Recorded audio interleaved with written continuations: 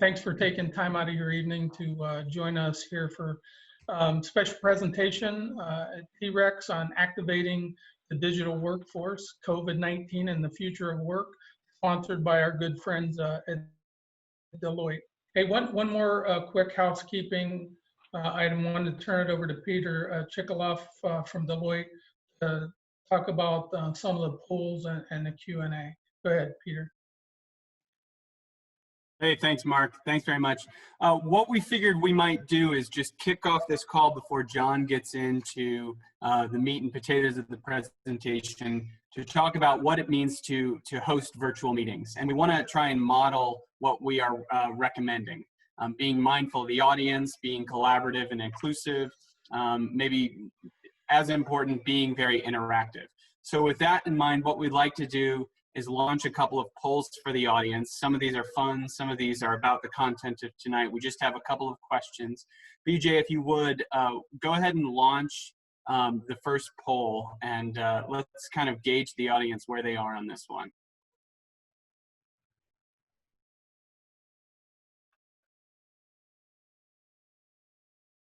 So with the official start to summer here, what's your favorite summer food item? I know mine.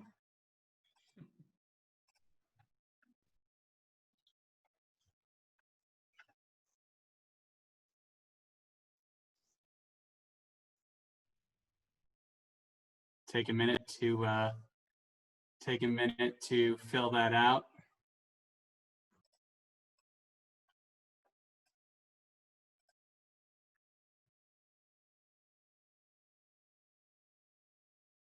Okay, and BJ, would you share the results with us?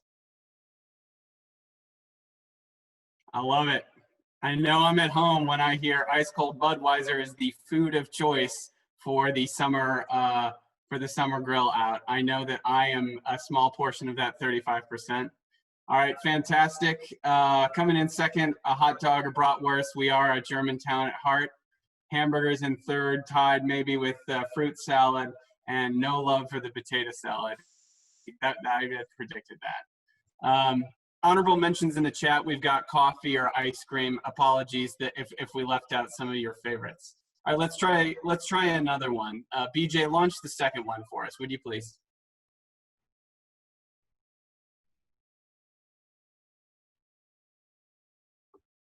Okay, this one is a bit more centered on the meat and potatoes for tonight.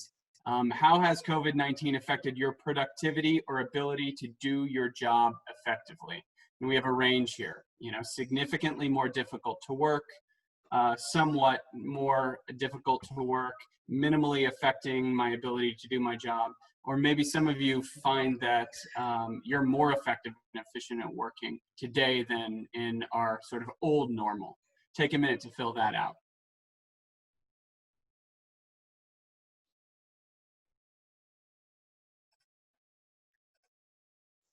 I'll give you a few minutes there.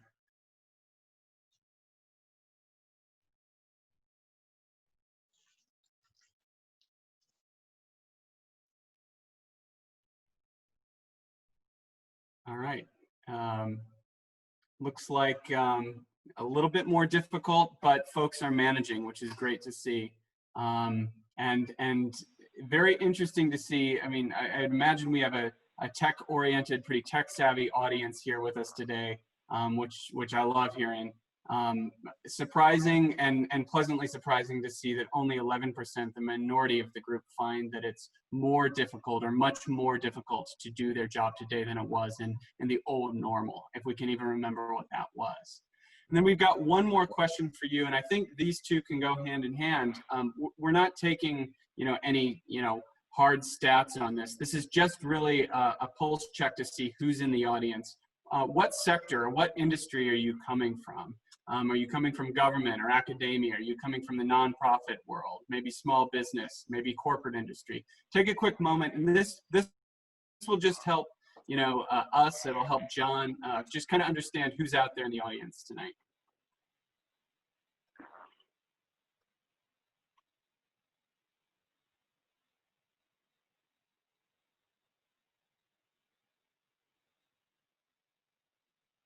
Okay, and then when we have the results of that, BJ, if you could just post that up for us.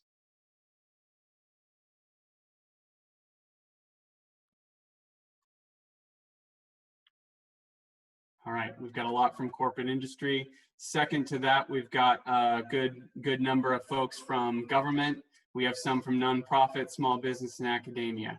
But what I'm hearing here is we're Budweiser drinkers, we're managing through this, and we're from corporate industry. My work here is done. John, I'm passing it back over to you. Thanks very much. Or Mark, did you want to chime in really quick? Yeah, just real quick to kind of set the stage. First of all, I question the validity of your poll when there was no gooey butter cake on the first option, but I'm a bad St. Louisan. yeah. So, but hey, this is an important topic that we're all dealing with, and so we're very lucky to have Deloitte sponsor this event.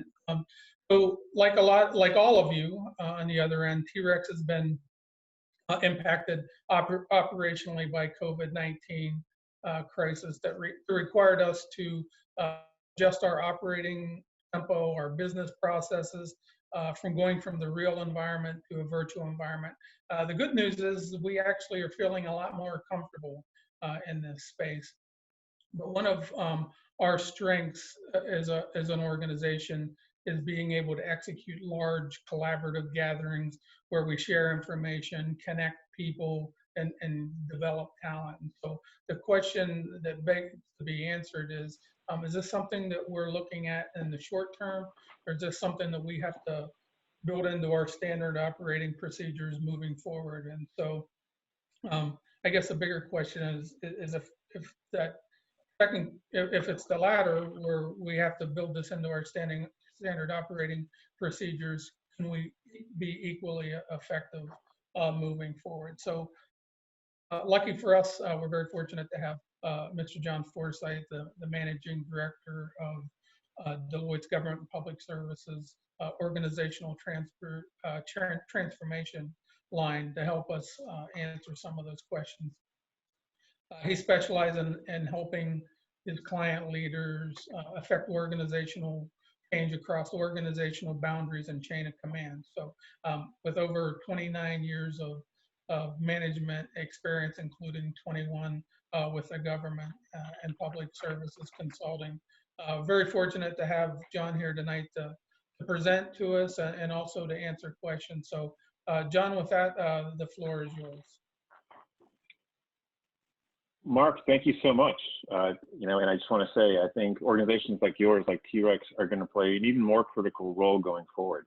The concept of convening, bringing different disparate groups together, whether live in person like you do in your downtown office, like we met last fall, or virtually like this, it is going to be a hallmark of the new digital organization. So I think, a lot of questions to be answered, but I do think organizations like yours are going to play a critical role going forward. Good afternoon, everybody. As Mark mentioned, John Forsythe, Managing Director in our org transformation practice for Deloitte. Very proud to say that I've been supporting clients in the St. Louis area for around 7 years. I hope you're all staying safe. I hope you're all staying sane through all of this. I don't know about you, but I guess the two things I miss the most is, first and foremost, a haircut. I have not had a haircut in a couple of months, so as long as it is, my hair's been since high school. And secondly, I miss meeting new folks. And so this is at least a way to do that virtually and share some ideas. My hope for tonight is that you all take at least one idea from this conversation back home to your organizations, to your offices, whatever that might look like right today, and figure out, what can be embraced from this current environment, because that's what we're seeing. If you notice in that poll, 44% showed they had a bit of turbulence, but that number was tied with the people that had either no big deal or actually performing better now. And that's what we're seeing across the board. The people, for the most part, are seeing some hiccups, but for the most part, they're thriving in this environment. Okay, next slide. Let's talk about the agenda for tonight. So what we talked through is our framework of how people are thinking about this. We call it respond, recover, thrive, the post-COVID reaction. And we'll go through some concepts, including the future of work and what this means in terms of on-premises versus virtual work. We have a great video. We had the distinction of interviewing Mr. Greg Minora, the Deputy Chief for Career Management at Defense Intelligence Agency. He had some great insights to share, and we recorded that video and we'll share here tonight. And then we want to hear from you. As we said on the previous slide, you know, the hallmark of virtual meetings isn't just to have one person speaking at you, but to be as interactive as you possibly can. There's always going to be distractions when you're working from home or working separately, and anything you can do to involve people and share their voices is going to be important. And then we'll end up with some tips for creating successful virtual meetings, and then turn it over to Q&A. Next slide. There's Dr. Forsythe. I'm very proud to say that he graduated from the same undergrad school that I did. We're proud alumni. I think he's had a voice of reason out there in the marketplace. Obviously, it can be controversial, but I think he is doing the best he can in terms of providing our medical advice. And what we've seen in this is that there is an unprecedented amount of flexibility and speed in many government organizations and commercial organizations. Organizations that previously assumed that they could only work at a certain location in a certain way, in a certain process, in a certain space, have very quickly overnight had to pivot to a virtual world. And what we're seeing is, much like that poll, there's a varying degree based on the individual, their resilience, as well as the kind of work that they have, as well as the kind of home life they have, that demonstrates the kind of, that will indicate the kind of flexibility they have. As we get through this, and it's important to remember that this is going to be a dance. As the virus flares and retreats, we might be seeing several iterations of this respond, recover, thrive. But you know, as we think about what's going on right now, the important things to do are pay attention to not only how you address the challenges, but what's working well. As we recover, we have created that next normal of what work is going to be like in the future. We've been talking about this for years, and the COVID virus has really accelerated this move towards the digital organization, or the future of work. So as we recover and restore and emerge even stronger, we're also thinking about what can we do to make the most humanized workplace possible. And we'll talk about what we mean by a humanized workplace. So let's look at the Respond, Recover, Thrive framework in a little bit more detail. Next slide.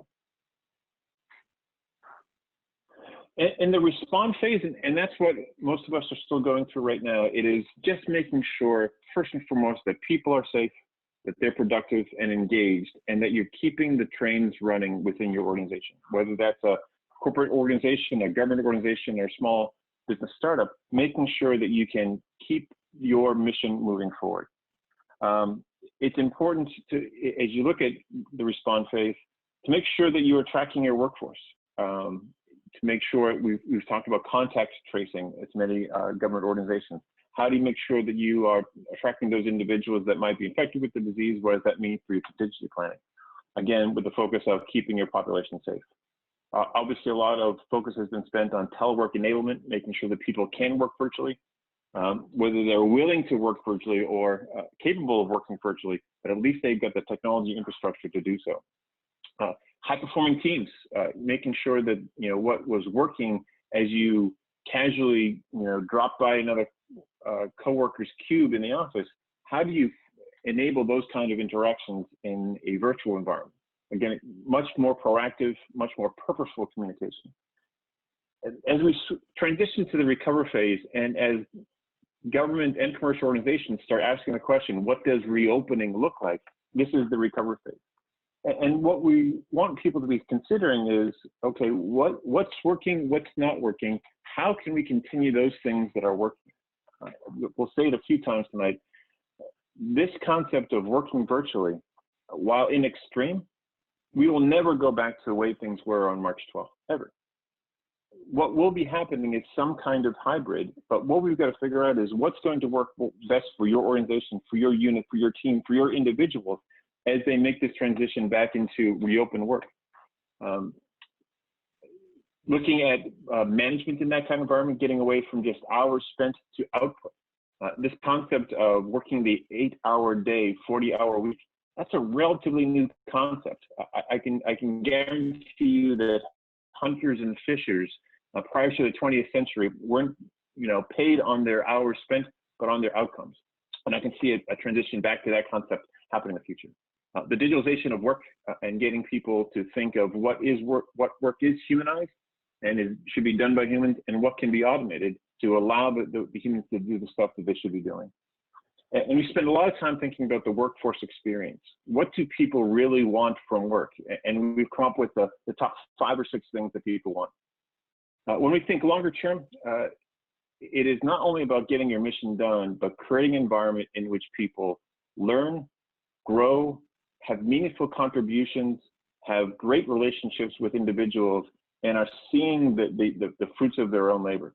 All right, that embracing of the future of work where technology and humans fuse together. The biggest distinction between the previous industrial revolution, the computer revolution, and the digital revolution is the fusion between humans and technology in ways that we never saw before. Right, so understanding that whole concept of thriving in a humanistic environment, that's the main focus of the Thrive phase. So respond, make sure the trains are working, recover, figure out what reopening looks like and what that mix of on-premises versus virtual work looks like, and then thrive with that automation and digitalization occurring. What can you do to make sure that your workforce is thriving in their work environment? Let's look at a little bit more detail on the future of work, because that's what this is teed up. So next slide. So hopefully people have heard the phrase future of work. And when we talk about it internally with our commercial clients and with our government clients, we describe the future of work as changes happening across these 3 areas: changes in work, changes in the workforce, and changes in the workplace. What we are seeing is the whole definition of what a human is doing as work is changing. So anything that is dirty, dangerous, or dull is probably not something that many humans want to or should be doing anymore. So when you look at the work that you're currently delivering, is there any work that has not been able to be produced in the last 10 weeks since since all of COVID happened? Is anyone complaining that it's not getting done? If no one's complaining, then consider not doing it anymore, because it was probably just something we've always done and not really thinking about the outcome. On the other side of that coin, are there critical leadership decisions that have been disrupted by not having people working on premise? That's a perfect opportunity. If that was work that was compiled by the individual and presented for leadership review, but that person who is in that staff role isn't there anymore, really consider automation of that process, because you don't want those kinds of things being disrupted. Right? But when we look at the work, any kind of data entry, transaction processes, report compiling, that is easily automatable work. Now the question then becomes, what is left for humans? Well, our research time and again shows that what humans are looking for is work that is interesting, meaningful, and compelling. Problem solving, innovation, analysis, collaboration, higher level customer service, those things which are least automatable, that's what humans should be doing. So thinking about how you reshape that work. And the expectations of the workforce have changed dramatically, that second column. When we look at the expectations of the workforce, we describe the perfect organization as the simply irresistible organization. There are 6 things that have risen to the top in terms of expectations from talent. The first is meaningful work. Am I part of an autonomous team where I can see the meaningful contributions of my work and what we do matters to some mission or purpose? If you have that, you've got engaged workforce in spades. They're looking for supportive managers, people that are sponsoring, coaching, providing them feedback, and helping them grow in their careers. They're looking for a positive work environment, flexibility, maybe not to the extreme that we have right now, but a balance that allows them to shape their work around their life, as opposed to having to shape their life around the work. The expectation that people have to work on the best part of the day, being in the office from 07:30 to 16:30 every single day when the sun is out, that is probably a bygone assumption. I think people will realize there are times of the day that are more productive and times of the day more least productive. What we've described is a lot of this generation of employees that tended to employ. They've got their workouts in the morning. They might go into the office to collaborate on those things that have to be done in the office, but they've got their children or their aging parents or their community service in the afternoon, a little bit of quiet time in the early evening, and then they're back from 10 p.m. to 2 a.m. Again, that's a hypothetical example, but it gives you an example of the kind of flexibility that people will expect going forward. Okay, and the workplace is changing. Where work happens is never going to be the same way again. I think industries like commercial real estate are going to be entirely disrupted. So thinking that people only going to work at a certain location during certain hours is probably a fallacy. And I think how we shape that work in the workplace of the future is really going to be, we're at an inflection point in our history that's going to change forever. So with that concept of the workplace, let's go to the next slide, because what we've seen is the typical decision of where the work happens has been changed dramatically. This slide, this 2x2 box, really gives people a couple of different options now for where work occurs. So if you look at this slide, in the past, prior to March 12th, many organizations thought we only can do work on premise, that we have to be at the office, we have to be together, it's the only way that work can be done. And really, if you look into it, the only reason that we're only choosing from that left-hand side, because it had always been done that way, right? So that fixed work location has worked, since the dawning of the 20th century, but it is much more flexible today. So now, we've been forced into that right-hand column, dynamic work locations, out of necessity. But as we go from respond phase to recovery phase, now every organization should objectively look at what work is there, where does it have to be done, and where can it be done. I was talking with a government executive just yesterday morning, and he said people were coming to him thinking about how they reopened their organization, and they asked, what kind of work can be done virtually going forward? He said, that's not the right question to ask. He said, the question to ask is, what is the absolute minimum kind of work that has to occur at our location? What's the absolute minimum? Everything else should be considered for virtual, right? I would add to that, there's a cultural benefit for having people share the same space. But as we think about reopening organizations, I don't think the same kind of social atmosphere that might have occurred in many organizations are going to continue. So when we look at this 4-box and really take this away in terms of how you look at your own work and where it should be happening going forward, think of examples that we have up there.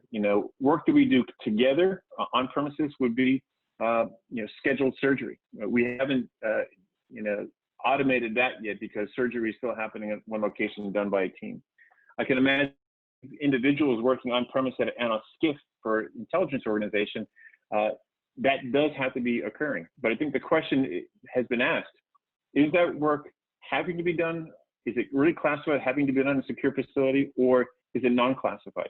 So often working with intelligence clients, a lot of unclassified work was crammed into the SCIF just because people were too risk averse maybe to consider that it didn't have to be done in a facility.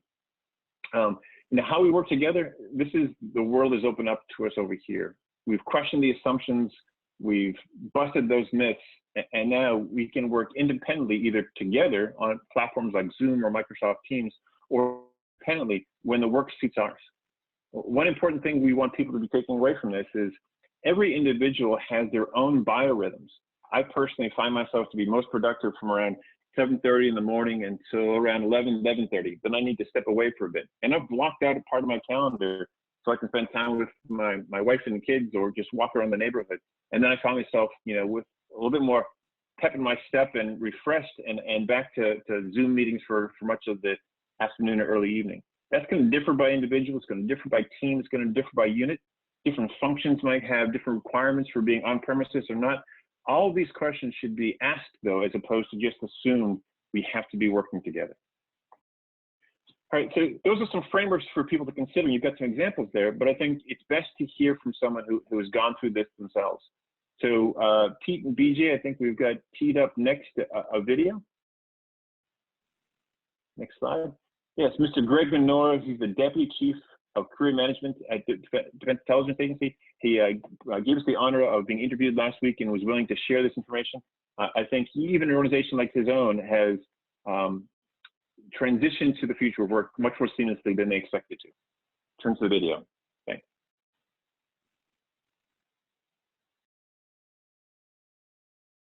Welcome, Greg. Thank you so much for joining us today.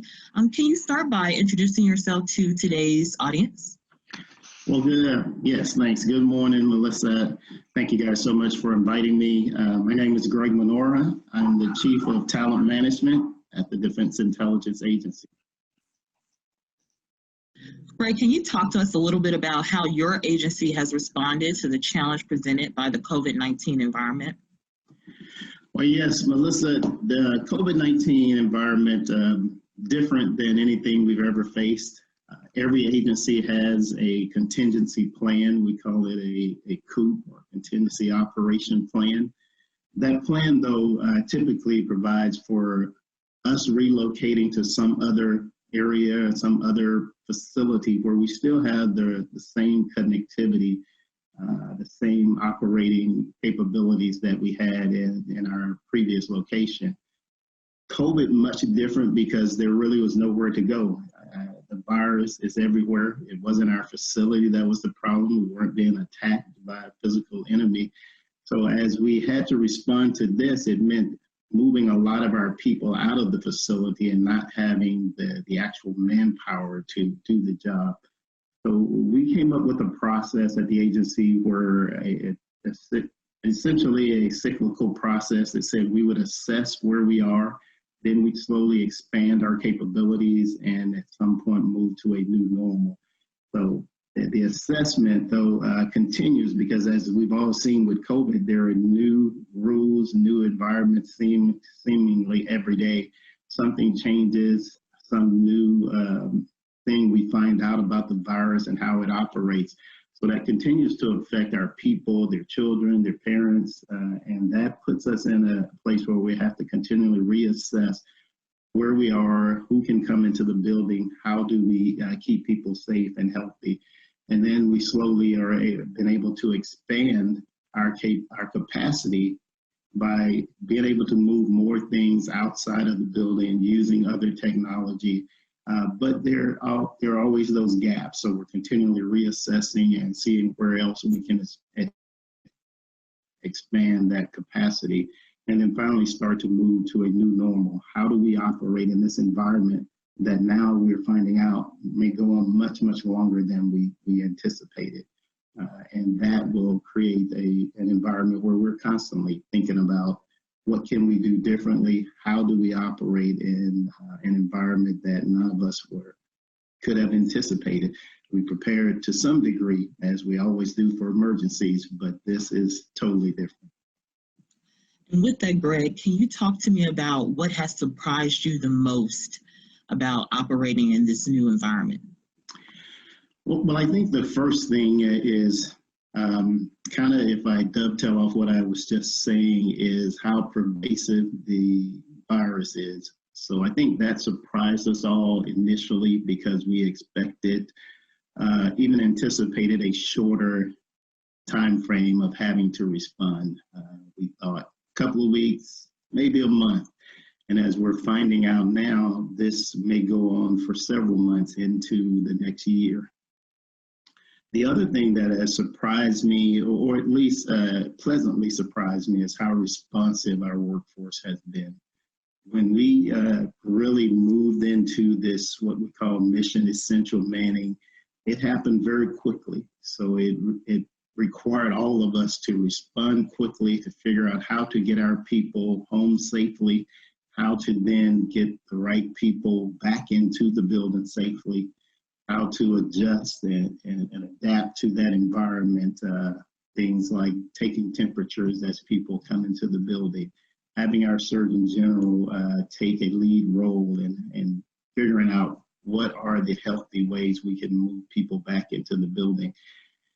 Our folks have also responded amazingly with the ability to adapt new technology, to use things like meeting off campus through technological advances, things that we weren't used to doing. And we have certainly gotten accustomed to the safety and security of the building. Usually we move into that building in the mornings, and many of us don't leave until we go home in the afternoon. And I think we had this somewhat sense of security, both physically and mentally, by being there, having an enclosed system, and being able to do the work we had to do for the nation. This has required us to be extremely flexible, to adapt almost daily to what's going on in our environment outside of the agency, and then figure out how we continue to operate in there. But very pleasantly surprised, not shocked, because we have great people. We have a great cadre of folks, and they have responded very well to having to work in different environments and being creative and innovative as to how we can still get the job done. Greg, with that, we know that agencies within national security have a certain culture. You spoke a little bit to that. How do you think that COVID-19 has impacted that operating culture, and how will the culture need to shift from now into the future to continue to effectively respond?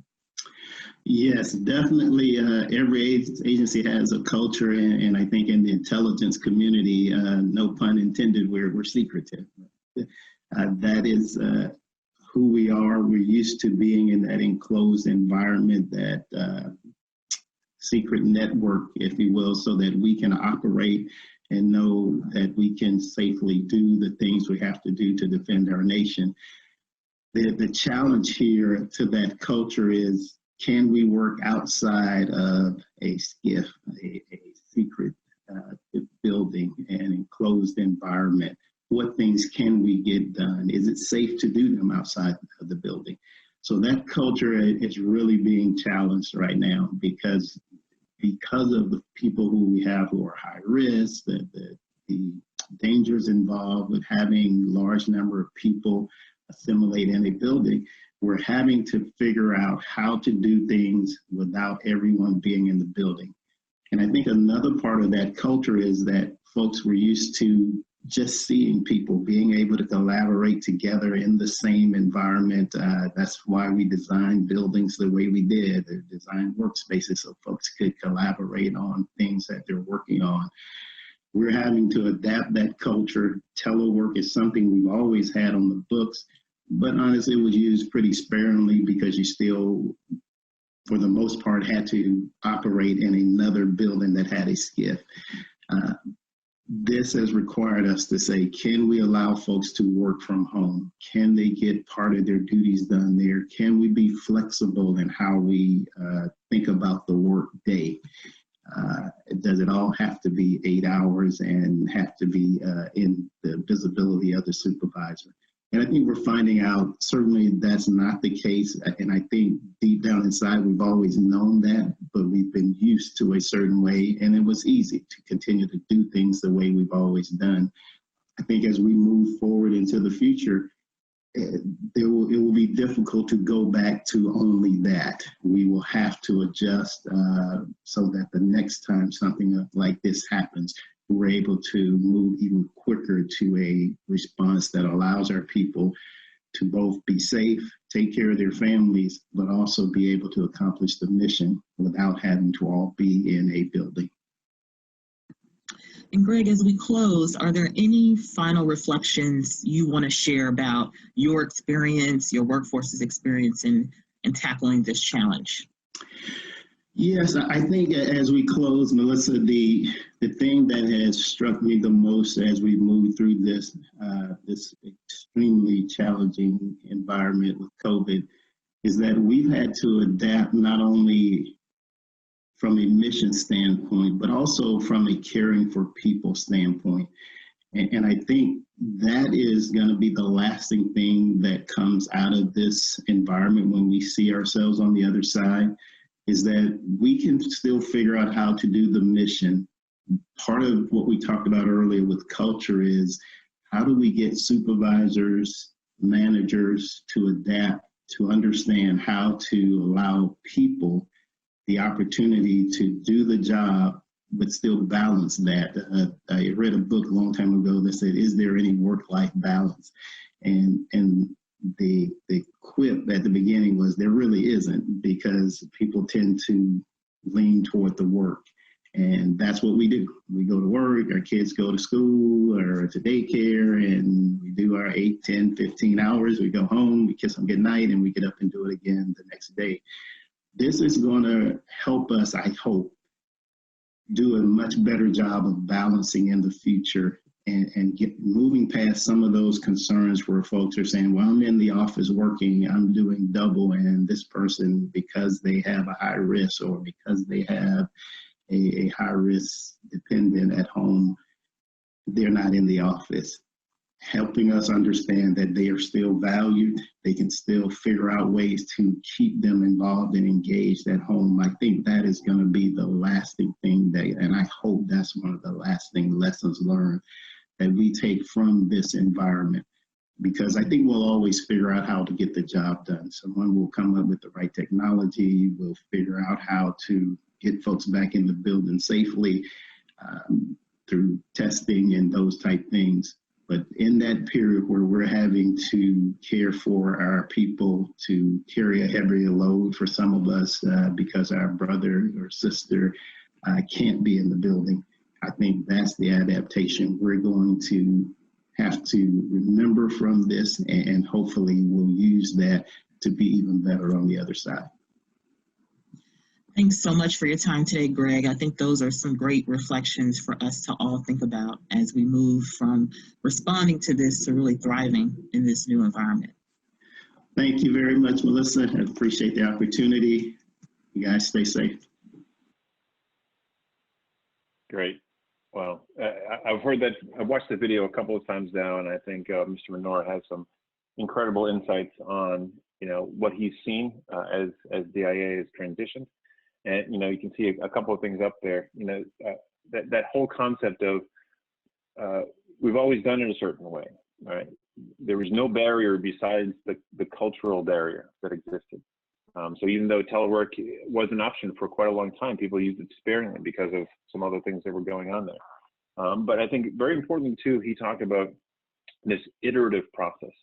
So taking a step forward, see if it works, evaluate whether that step works or not, and then iterating from there. I think that's going to be critical for every organization, because whether you're a 3,000 person organization or a 10-person startup, what you've got to figure out is go back to the 4 box that we showed before. What kind of work are you doing? What kind of preference do your people have? And how can you best enable them to be productive and thriving, whether it's on-premise, off-premise, collaborative, or independent? And if you really think about that, you can put all your work into one of those 4 categories. You will see that people's preferences, technology enablement, really does allow much more virtual work than people assumed in the past. So I would thank Mr. Menor again for offering his time and being willing to have that video shared. Okay, now we're going to transition to some more interactivity with the group and have that your voice is heard. And one of the hallmarks, again, of this digital organization is that the many are smarter than the few, and the few are smarter than the one.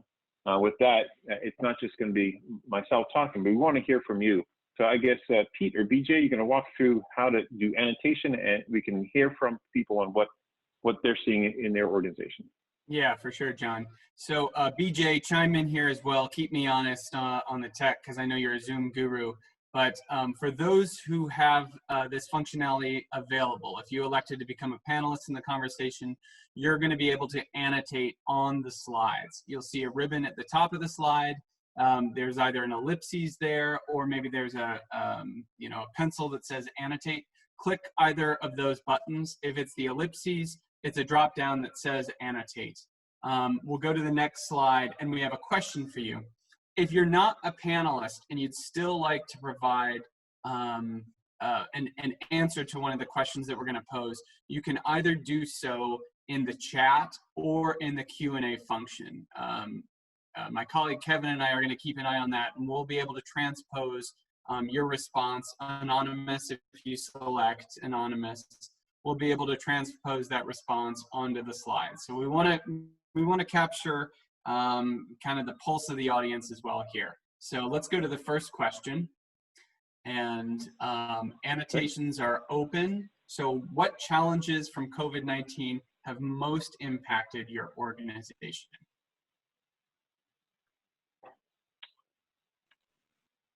And of course, this is a question everyone should be asking, because you want to, in the response phase, make sure that those issues are being addressed and that people are unencumbered by the barriers that get in their way.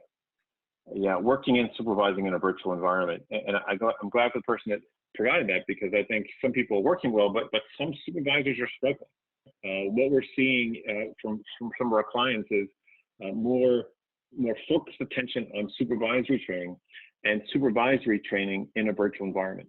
How to supervise, how to get outcomes as opposed to driving towards hours and productivity that way. How do you drive towards outcomes? And that requires different supervisory skills. Balancing contact tracing with COVID with privacy, very true. You know, I think we've come to a conundrum. You know, there are HIPAA laws and there are health privacy issues, but at the same time, we want to make sure that people aren't unnecessarily exposing their coworkers to risk. So many organizations are moving to contact tracing and daily surveys that maintain anonymity, but still allow the visibility into, you know, if there's an infection or a virus, you know, how do we manage that? Recruiting, hiring, and onboarding talent. Yeah, you know, the train still keeps on running. People are retiring, people are being hired. You need to get the talent on board. There's still those transitions that are occurring. And doing that has been something that we've seen people struggle with, because it's often been something done in the past in person. Lack of contact, yeah, that comment in the bottom there, some people struggle with lack of contact and socialization they normally had at work on site. There's a couple of different ways to label people, but there are definitely extroverts and introverts. You know, some people are thanking goodness that they're working virtually and can maintain the contact without having to be in crowds. But there are some people that really do miss those connectivities, and they thrive on that. So doing that virtually and having Zoom happy hours has been a regular thing, but it doesn't quite match up to what we had in the past. And that's going to be something we're going to address in the future. Collaboration, communication with introverts, yeah, being very purposeful with making sure that people don't get lost in the wilderness out there and go off on their own, making sure that they are staying connected. And I've seen many more supervisors proactively reach out individually with their workforce. And discipline issues, how do you have those, what you call moments that matter, or critical conversations to make sure that, you know, productivity is maintained and people aren't just slacking off. Okay, keeping team culture intact. I see that from Melissa. Thank you. You know, the concept of organizational culture. We at Deloitte have a location called Deloitte University down right near Dallas, and it's where we go for learning and leadership development. But primarily, frankly, it's the one place in our entire organization where everyone from across the firm together to share that sort of unique Deloitte aspect that we thrive in. Internet connectivity, there are technical issues. Classified work, particularly above secret, you know, making that distinction between what's classified and unclassified, working high side, working low side. There are no question things that need to be done on premise and secure facilities. We've seen organizations, not just DIA, but others, really start looking objectively at the work that was being done and determining, is it really classified and needs to be done in a SCIF, or is it unclassified and it can be done someplace else? So allowing that freedom and being less risk averse there is something that using common sense is occurring. All right, so a lot of good challenges. Pete, you want to go to the next slide? And thanks for sharing that. There was some great things that are happening. And so the next question asks us, you know, as you clear off those ones, think about this question: how has your organization already taken steps to address these challenges? So, are there any good ideas that you want to share? And again, there are several hallmarks for the digital organization, and one is getting away from knowledge is power. You know, I'll come up with this best practice and I'm going to keep it to myself. What we're seeing is much more transparency, even across organizations. Hey, this has worked for me. You know, take it and use it with it as you see fit.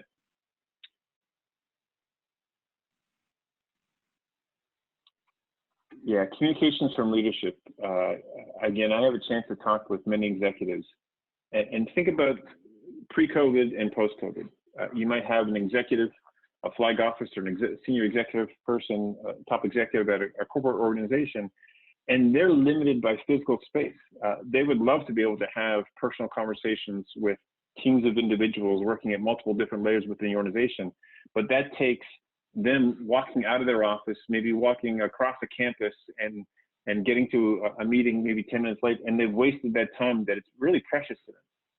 Now I'm seeing a best practice across many leaders who are jumping in for 10 minutes on a mid-level manager's Zoom call, sharing that executive vision, answering a couple of questions, hanging up and getting off, and then the manager continues that conversation. They've said their communication and connectivity to lower levels of the organization has increased exponentially. And so I think that's the best practice that people are sharing. Embracing all the tech options, we're staying in touch, you know, Zoom, Microsoft Teams, Google has options, Skype, WebEx. There are multiple different tools, whether you're government or corporate, but leveraging multiple ones to see what works best for you. US Transcom has gone to all virtual meetings. I'm surprised to hear that. I'm very glad to hear that Transcom has gone to all virtual meetings. I think the technology exists, and I really do hope that practice, and you can see how productive and how secure you can be to a certain extent. I think even commands like US Transcom going virtual, that should be a lesson for everyone, that if they and Defense Intelligence Agency can go virtual, anyone can go virtual. Frequent leadership. You know, a lot of executives use tools like Facebook Live to get the message out, and people are eating it up. They're having much more access to top leadership, and that is a hallmark of this new digital organization. Again, access to and trust in leaders' vision. We have much more accessibility in a virtual world than we did in the physical world prior to COVID. So a lot of good recommendations here. All right, people, in the interest of time, let's move on to the next question.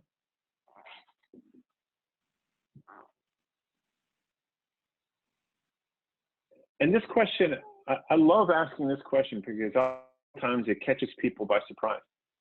And what I mean by that is, as problem solvers, and a lot of executives and mid-level managers are really truly problem solvers. I've got a problem, I'm reacting to it. What's the alligator biting at my ankle? But oftentimes we skip the opportunity to say, let's sit back and look and go, what's working well? Right? As we think about recovering and thriving, the things that work well, really well, you know, I live in the DC area, and trust me, getting back that 2 hours a day of traffic and commute, I am thankful for that, right? There are fantastic things about the connectivity I have with teams around the country in ways that I didn't before. So there are great things that are happening. Paying attention to what elements of your work is really a positive surprise. Paying attention to, you know, who's getting this, who's not getting it. What can you do to introduce those people that are slower to adapt? Introduce them to the people that have really gotten this.